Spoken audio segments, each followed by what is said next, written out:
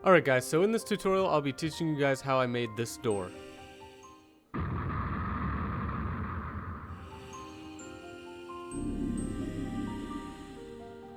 So yeah, it is a lot better than, the standard doors that RPG Maker MV comes with. So for example, that. Much better sounding, much more appealing in terms of visual effect, and yeah, just a lot better in general. So the first thing you're going to want to do is open up an imager so we can edit all the door frames as we see fit. I'm going to go ahead and open GIMP. So what we're going to have to do first is Control O for Control Open. Go ahead and go to where your project file is. Go to Image or IMG and then go to Characters. And then go find the gate that you want to manipulate. And this is the gate right here. So we're going to go ahead and open that. And now we have it. Typically when I open up RPG Maker based file images in any sort of editor, what I do always in the beginning is go to Image, Configure Grid. This is so we can snap to a grid that is every square in the game, so we don't accidentally copy or paste any sort of overlap. So for the door, you're going to want to use the measurements of 144 by, and make sure you uncheck this chain, 144 by 96. Go ahead and click OK. Go to View, Snap to Grid, View, Show Grid. And now we can see that there's a grid. Each one of these are in its own kind of grid space. Now, before we really get started, I want you guys to keep in mind this is the way I did it. I'm sure there's a much more optimal way of doing this, but I'm just going to show you guys step by step how I did what I did. So next what I'm going to do is hit Control N and create a new file. It's going to be basically the same dimensions as this one, except with another extra bit of room over here for another set of doors. So all you have to do is figure out the width of one of these, and we already typed in 144 for the width, so we just need to add 144 to this width right here, which will be 576, I believe. So now that we have this, we're going to go ahead and open up the window a little bit more, zoom in by hitting Control and then scroll wheel. And if you get, whenever you create a new file in GIMP, it's going to be a blank white slate. So go to Colors, Colors to Alpha, hit OK, and it should be just transparent. Go ahead and do what we did before. Image, configure grid, unsnap, 144 by 96, hit OK. View, show grid, view, snap to grid. So basically what we're going to use this for is our kind of editor template. So we need a door and we need the beginning door frame and the ending door frame. So if we just go to here to our first file and we select the rectangle select tool, and since we have snap on, we could just grab that. Control C to copy, Alt Tab to go to your other window, Control V to paste, and we can hit M to move it and just kind of move it so it snaps into place right there. So you'll know when it snaps if you can move this slightly and it doesn't move. So like over here, it's not snapping even if I move it 1 pixel. So just get that into its snap. And then Control or Alt Tab to our first window again, select your rectangle tool. And if you try to select anything while that's selected, I've had problems with it. So I typically, when I have something selected, I click off for a sec. And then I'm going to select this last tool here. Control C, Alt Tab, Control V, press M, and move it to wherever you want to, as long as it snaps. Now what I'm going to start doing is zooming into this finished animation. Click the rectangle select tool, click off, and then kind of select the empty part in here. And if you zoom in far enough, you can tell that it ends, or it begins right here. So right before this light fixture, there's a kind of darkened brown right before the black. We want to just select all of the black. So what you can do to kind of select things easier is just by selecting anything and moving these rectangles over. Now that we have that whole opening selected, basically everything but the frame, we're gonna copy that, paste it, and move it right up here. Now what you want to do is make sure that you have it lined with this.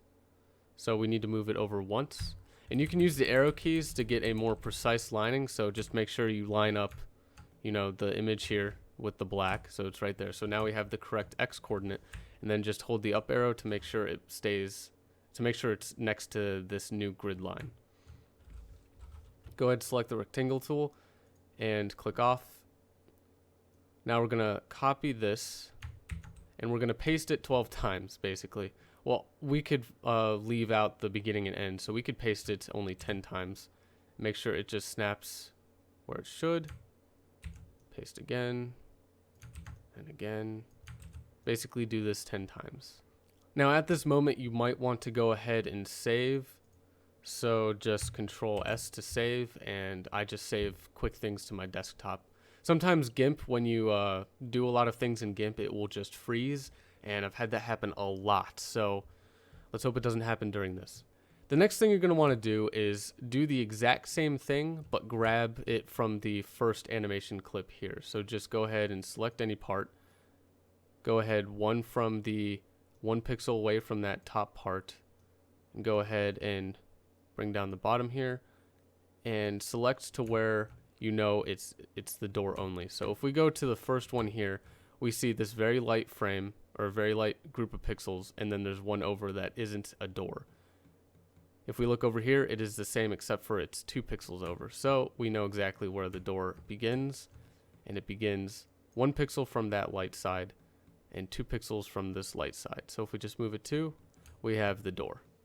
Once you have the door, you're just going to copy it and paste it, and just hit the down arrow because we pasted over our selection, and make sure you hold the down arrow until it's right there. So now what we're going to have to do is mark the black ends over here, because when we paste doors over this, we're not going to know exactly where this marker is unless we mark it. So just take the pencil tool, make sure you have size down to 1, and just select these 2 edges on all 10 of these images.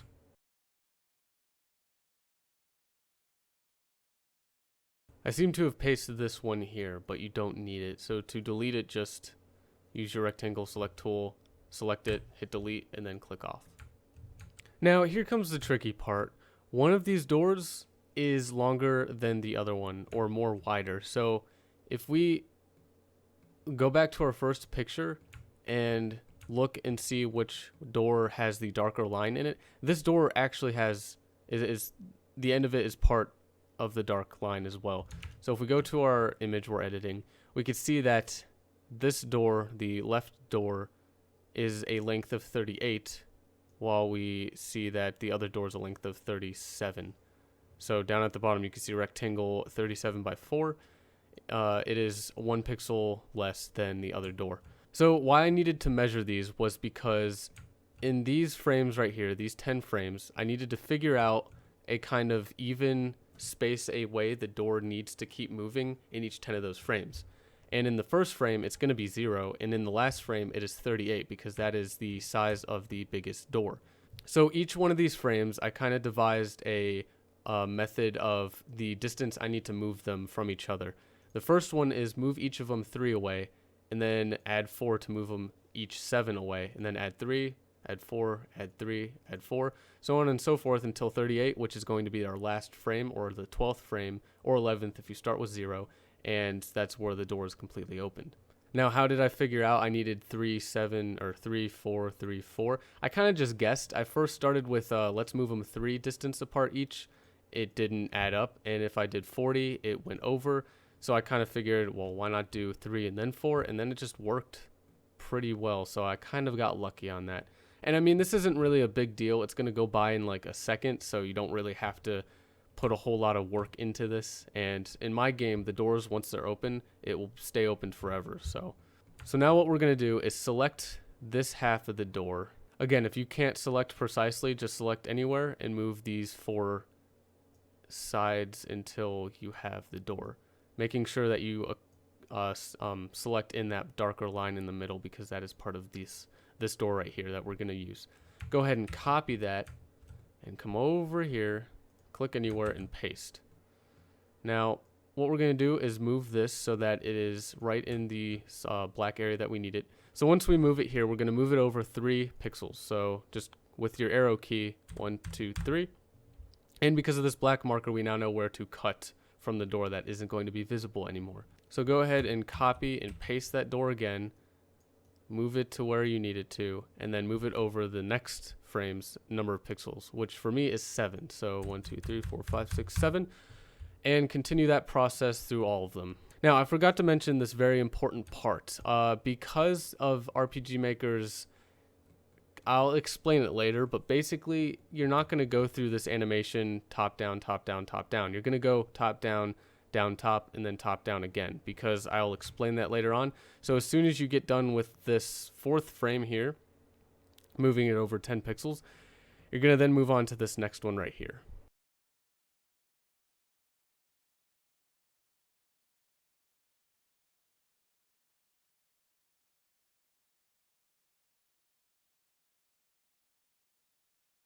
So after you finish your 10th frame of doing this, making sure that you go from the 2nd frame and then you go kind of around and then up and back down. What you're going to do is select all of the door that is on this side of the black marker and just go ahead and delete it. After you're done with deleting all of the non-visible parts of the left door, just do it for the right.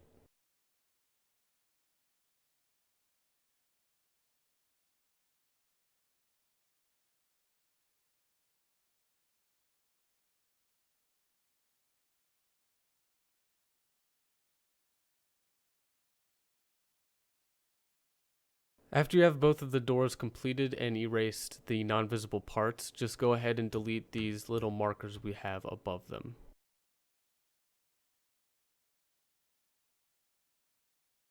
Now what we're going to do is basically copy in the first frame. Just if you sometimes paste it, it might just paste over where you've already selected it, so you just got to make sure. We're going to put that in the first frame. And we're going to do the same to the last by copy and pasting it and putting it into the last frame right here. Now what we're going to do is go to the last frame here, not of our actual animation, but our little kind of workshop part over here. We're going to select the darkened area and delete it. So now after you have that, you're going to select this frame, copy it, and paste it over each one of these guys over here.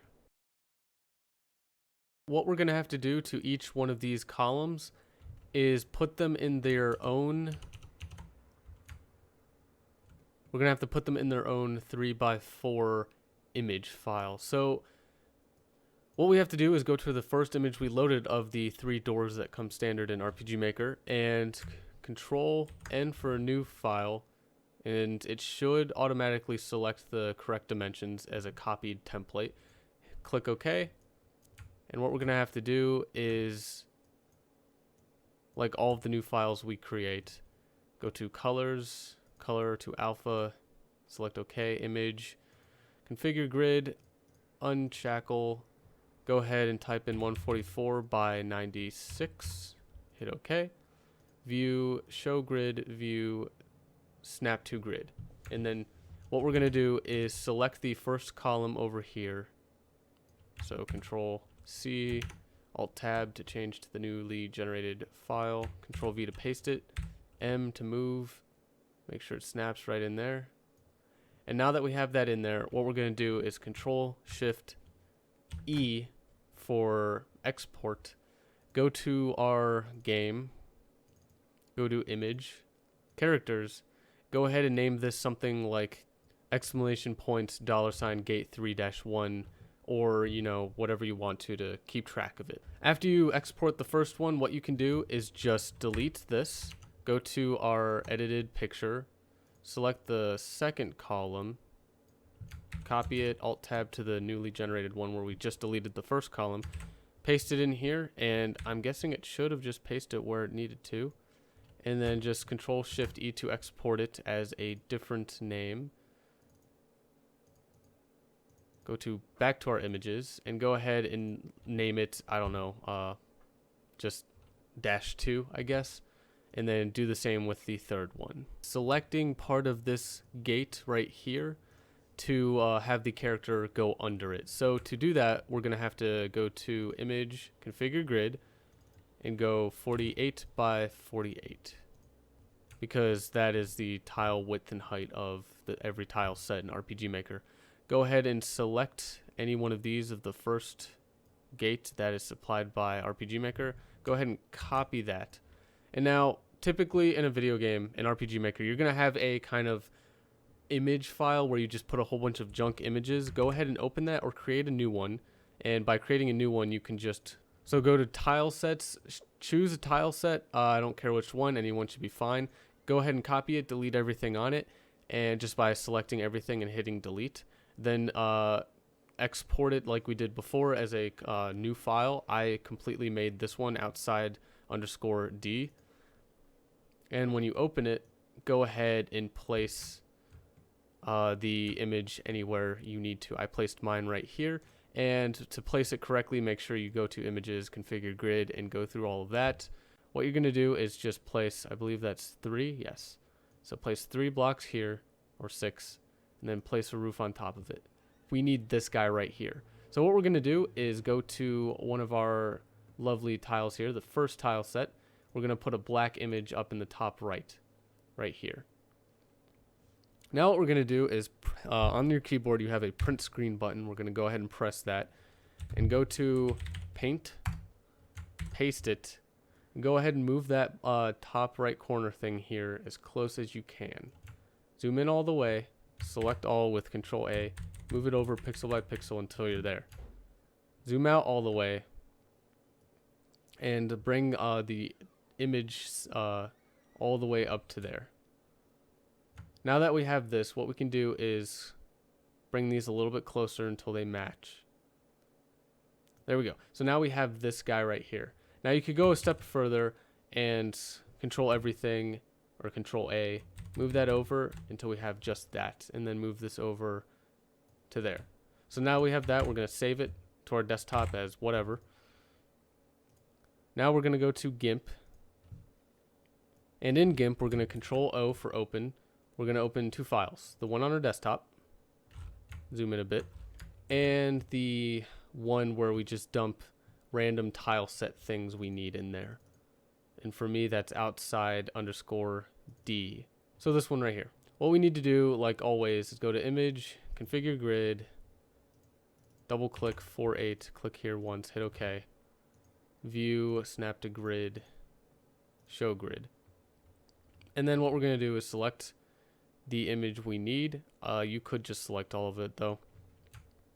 Copy that, and then we're going to paste it in here. Now, there's no snapping on that I've put on here real quick. So if you are good enough, you could just quickly get that as close as you can there. And that is kind of exactly where it needs to be. So as long as you get this anywhere on here, you should be fine.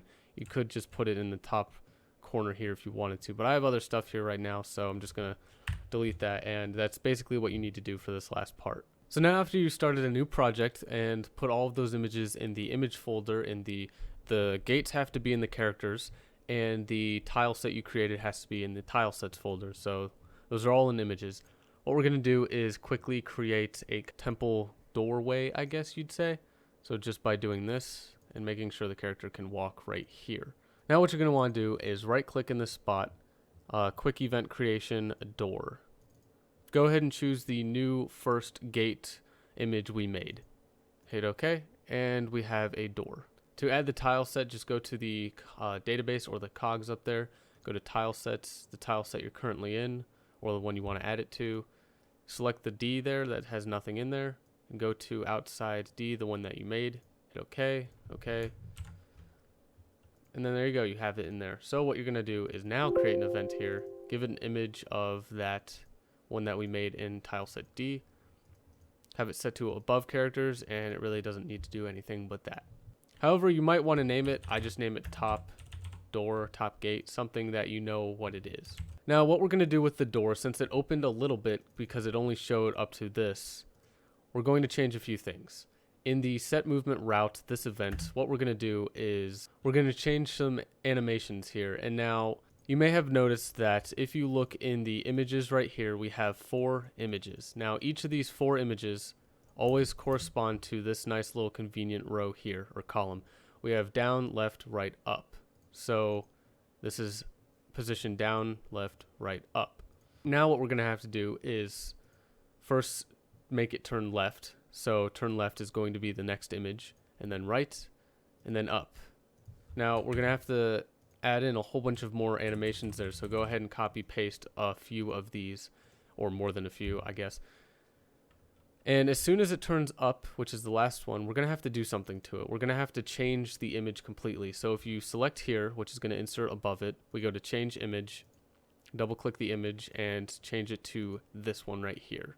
And that's kind of why we had to start from here and go back down, because, well, back up, I guess, because when we change to this image right here, it's going to already be in the position of turn down, which is the fourth one down from here. So it's going to look like that.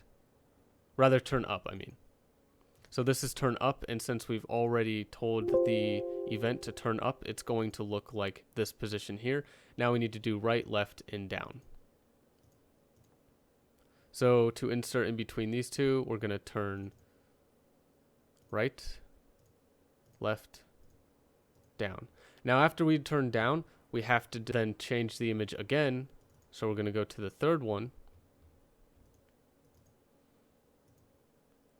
And now currently the door will look like this one right here. So now we have to just turn left, right, and then up. Then it will be done.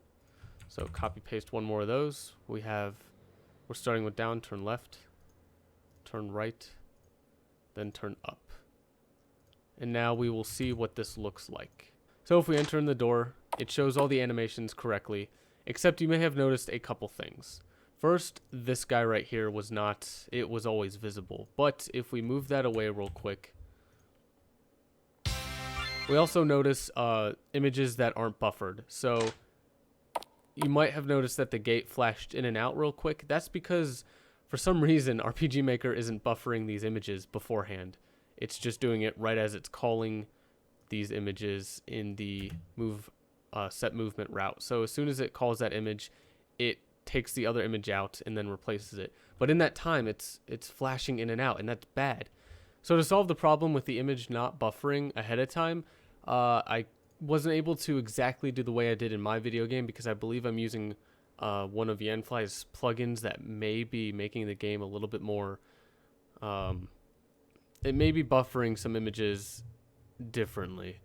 So in order to do it a completely new way, what I did was I made sure I went out of the character's view and just created an event and made the event image the images we needed to buffer.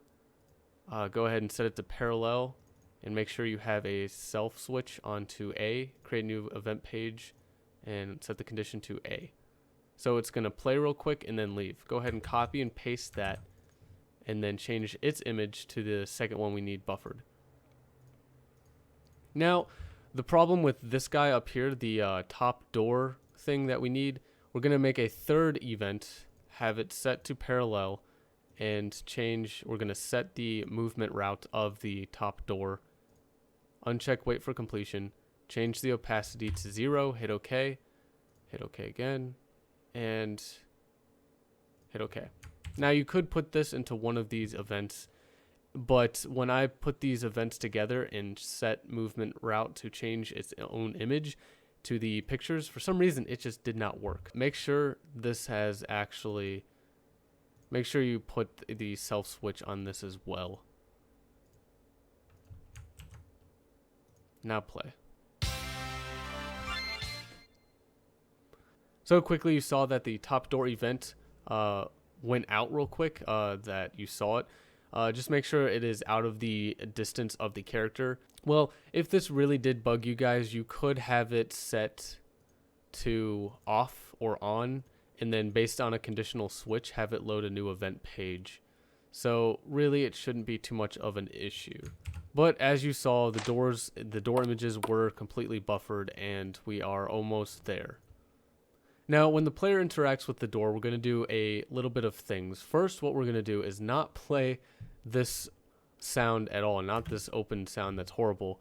What I did was I chose Explosion 2. I lowered the pitch all the way and hit OK, and we're going to use that.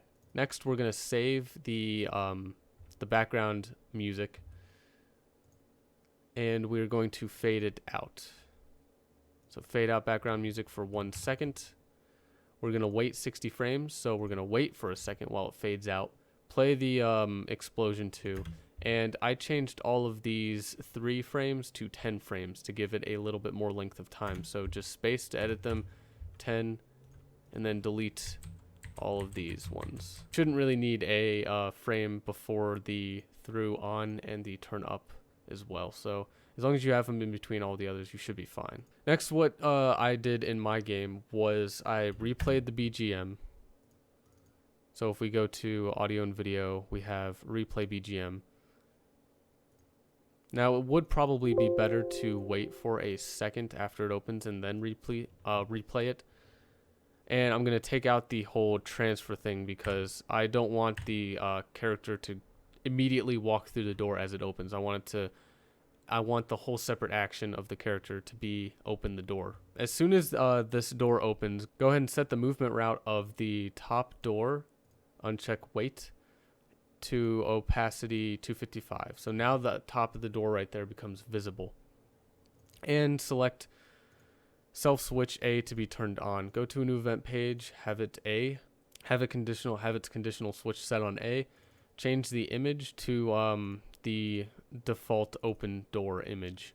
Now this is what happens when the character decides to touch it. So make sure you set the trigger to player touch and priority to, I guess, below characters. You want to see, you want the character to be over this. Now what we're going to do is play a kind of ominous sound, and the sound I picked was blind, and turn the pitch all the way down to 50%. Go ahead and click OK. And now what we're going to do is set movement route for player to, what we're going to do first is we're going to change their speed to 2. We're going to turn through on so that they go through things, not transparent. Through on. We're going to have them move up. Where's the move up? There it is. Now we're going to turn through off so that they aren't going to be able to walk through all of the walls. And we're going to reset their speed back to normal. Go ahead and click OK. And the last thing we're going to do is transfer player. Now you could transfer them to, the dungeon that they're going to walk in or wherever the door leads, but I'm just going to put it behind the building for now. So make sure you get rid of this as well. That was left there from the quick event creation. Save, and let's add in some background music while we're here so we can tell that it's going away. Okay, for some reason, it's not even quickly buffering the final image that it already has in its library. So what we're going to do, as we did before with these two, is just copy one of them, paste it, and go ahead and set this image to the final one we have down here. Now this should work completely fine, everything. RPG Maker is not efficient at all.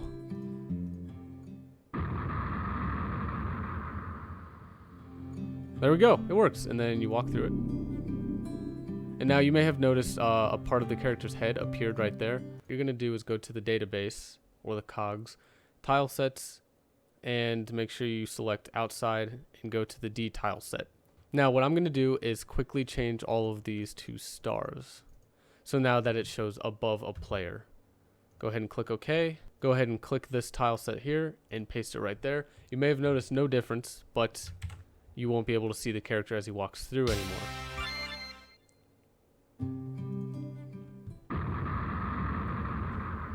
And then he walks through it. Now you don't see his hair showing up like before. And yeah, that is basically everything you have to go through to make a good enough door for an RPG Maker game. It's quite complex and complicated, but you get used to it very quickly. And I mean, you could save all these tile sets for later in any sort of game you need to make. So yeah, that is basically it for this tutorial, guys. I hope you enjoyed. Please comment, rate, subscribe, and I'll see you in the next tutorial. Bye.